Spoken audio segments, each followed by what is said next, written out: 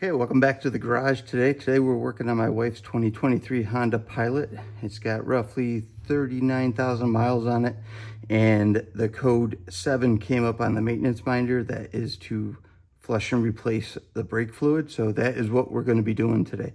So to do that, we'll start right here at what is called the master brake cylinder. And basically when you push on the brake pedal, this is what provides the hydraulic pressure to the calipers. So first thing we're going to do, we're going to open this up, take this cap off, and we're going to take out this filter that Honda puts in there, and we are just going to put that off to the side.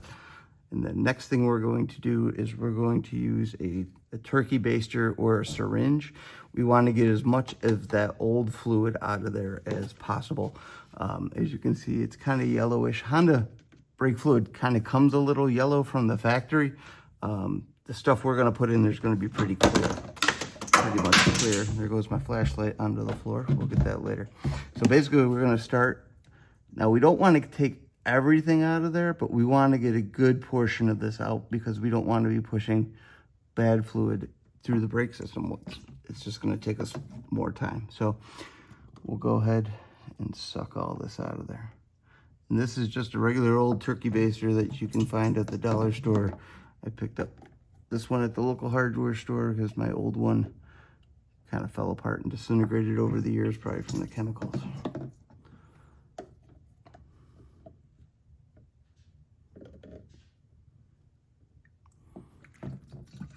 So the goal is to get this as low as possible without exposing it to air at the bottom, because then we'll be defeating the purpose of doing this. The purpose of doing this is to get all this old fluid out of there and get any air that might be in the system out before. So that looks pretty good. We got just a little bit of fluid there at the bottom, but sorry. Hopefully you can see in there, but the fluid level looks pretty good. So that's where we want to leave. It's right about there if you can see my finger. So we will put this off to the side. So the next thing we're going to be doing is installing, I use a pressurized bleeder. So this is a Tool 7030. I'll get you the name of the company that makes it. It's for Honda master cylinders. Honda uses a couple different ones, so you got to make sure you've got the right one for your specific car. This one I found fits on the 2023 Pilot. It's tight, so when you put it on, you want to put it on straight and just push it.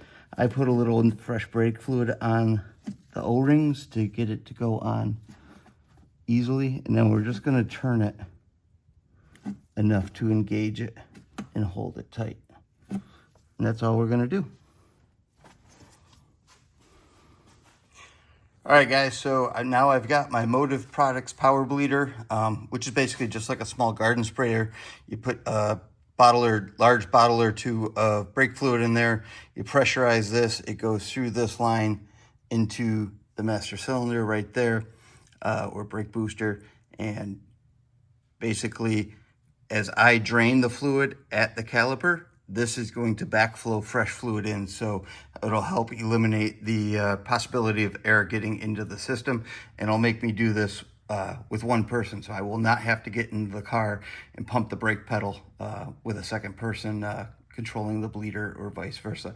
One tip here, make sure when you put this on, you really crank that down. I didn't have it on all the way, my fault, and it did pop off, so I got a little brake fluid over a couple of the plastic components, but we'll clean that up after.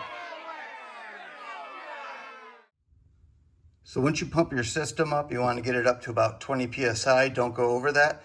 Let it sit for about 5 minutes. Make sure that pressure doesn't drop. If it does, you've got air or a leak somewhere getting into the system, or a leak letting fluid out of the system. You got to find that. You don't want to move on until you know that you have a completely sealed system where air cannot get in.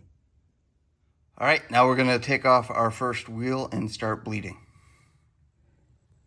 Okay, welcome back. So now I'm at the driver's front, or the left front wheel, if you will. And what I have is my Motive Products one-man bleeder here, so this will catch the fluid. I've got the line hooked up to the bleeder here, and I have a 10mm box end. And all I'm going to do is crack this open, probably a quarter turn, and we're just going to let the fluid flow out. There you go. You can see the fluid start to go.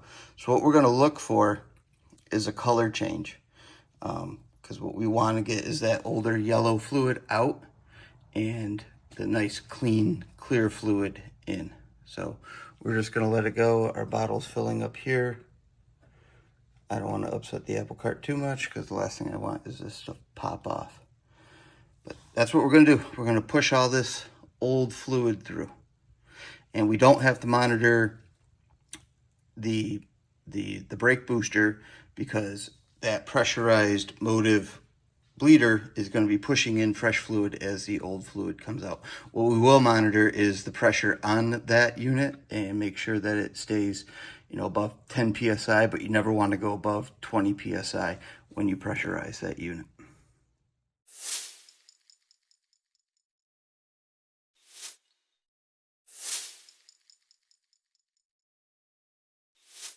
Okay, so I've flushed one complete bottle of fluid through here. I've started on the next bottle, and as you can see, the fluid coming through is pretty much clear now. I can't really even see it in the hose.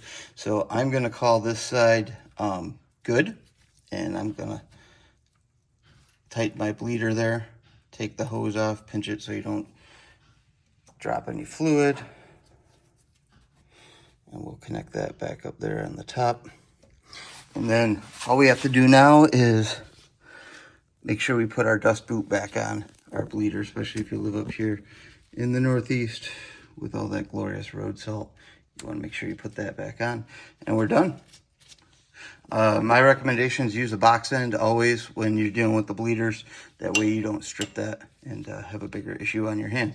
So now we've got the driver's front done. What we're going to do is then move on to the passenger front, and then we'll do the passenger rear, and then we'll do the driver's rear. That's how you flush a system on a Honda.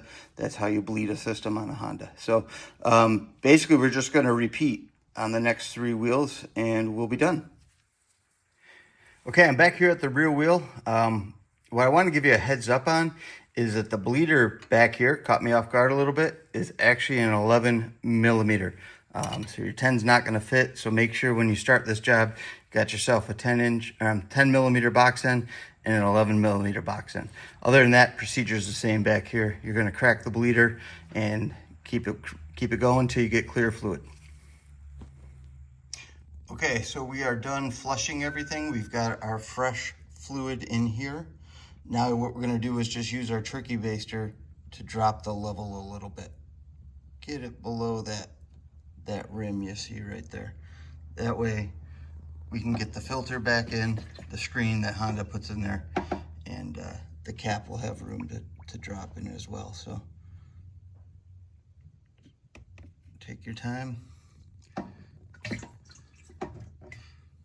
You can always top it off if you have to, if you go too low. I think we're gonna leave it right there. So you can see there's the max line, which is kind of that black, just above that black line where it says max. And you can see my level about 1/4 inch below where it says max. And I'm good with that, so I'm gonna leave it. And then I'm gonna take my screen, put the screen back in there. And then we're gonna put the cap back on the brake booster. Make sure you've got that all the way and it's locked. You should feel it click in place, so you're good. So at this point, you want to go for a test drive. You should have a nice firm pedal with really positive brake engagement. If you don't, it means you got some air in your lines and you're going to have to do it all over again. One other item I want to go over. When removing this cap, it was on there pretty good. I had to use one of these to get it off, just going real slow.